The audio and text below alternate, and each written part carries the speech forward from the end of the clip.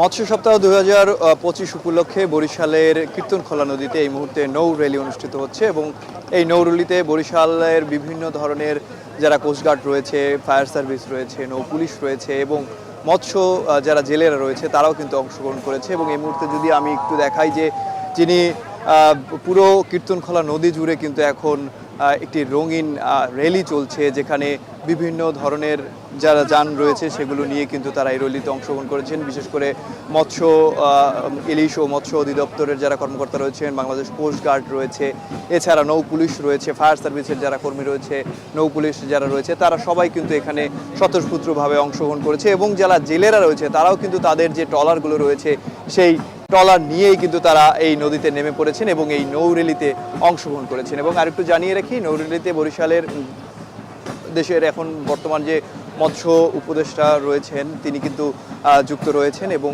তিনি এই মুহূর্তে এই জাহাজটিতেই রয়েছেন। এই জাহাজটিতে তিনি কিন্তু ঘুরে ঘুরে দেখছেন এবং নদী কীর্তনখোলা নদী যেটি রয়েছে সেটিও কিন্তু তিনি দেখছেন। এবং আরেকটু জানিয়ে রাখি যে পুলিশের যে বাদক দল, সেই বাদক দলের বাজনার তালে তালে কিন্তু এই নৌ র্যালিটি অনুষ্ঠিত হচ্ছে। এবং কিছুক্ষণ আগেই বরিশাল নগরীর বেলস পার্কে কিন্তু এই সপ্তাহ উপলক্ষে তারা একটি অনুষ্ঠানের আয়োজন করা হয়েছে এবং সেটি উদ্বোধনও করেছেন যিনি উপদেষ্টা রয়েছেন তিনি। এবং আরেকটু জানিয়ে রাখি যে সকাল থেকেই কিন্তু যারা রয়েছেন তারা এই অংশগ্রহণ করেছেন এই যে ঝাটকা সংরক্ষণ সপ্তাহ 2025 এই অনুষ্ঠানে। এবং আরেকটু জানিয়ে রাখি যে 1 মার্চ থেকে 31 এপ্রিল পর্যন্ত এই 2 মাস ব্যাপী অভয় আশ্রমে সব ধরনের জাটকা আহরণ নিষিদ্ধ ঘোষণা করা হয়েছে। এবং এ সময় যদি কেউ এই জাটকা সংরক্ষণ, বিপণন কিংবা মজুত করে তাদের কিন্তু আইনের আওতায় আনারও কথা রয়েছে। এবং পুরো মাস জুড়ে কিন্তু এই অভিযান পরিচালনা করা হচ্ছে। কোস্টগার্ড থেকে শুরু করে যারা নৌ পুলিশ রয়েছে তারা প্রতিনিয়ত কিন্তু এই অভিযানটি পরিচালনা করছেন। এবং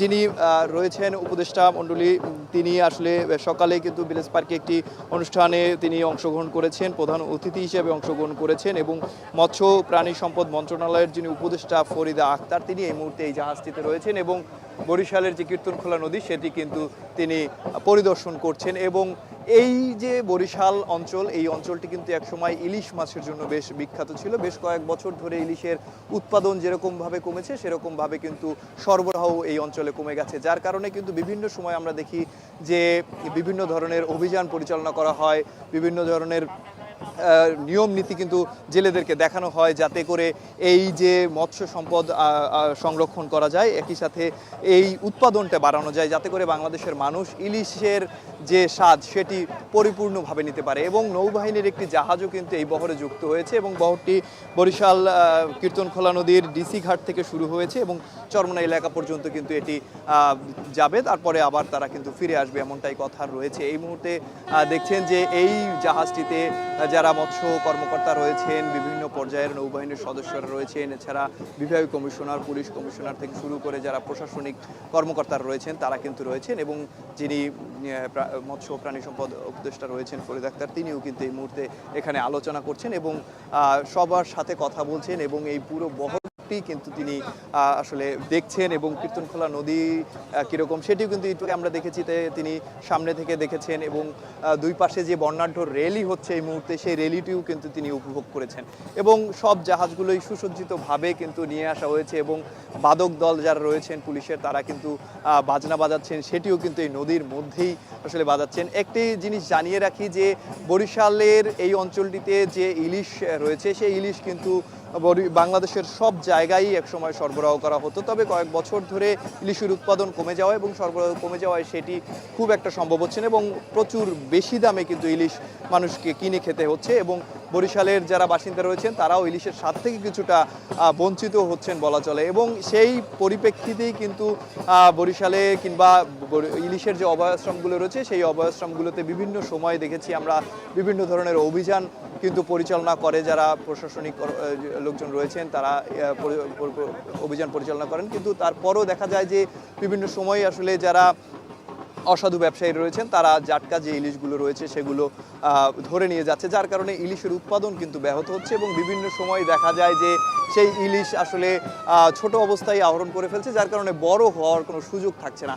এই পরিপ্রেক্ষিতে কিন্তু বিভিন্ন সময় আমরা দেখেছি যে কোস্টগার্ড, নৌপুলিশ যারা রয়েছেন তারা কিন্তু বিভিন্ন সময় অভিযান পরিচালনা করছেন, তারপরও আসলে তাদের খুব একটা দমানো যায় না।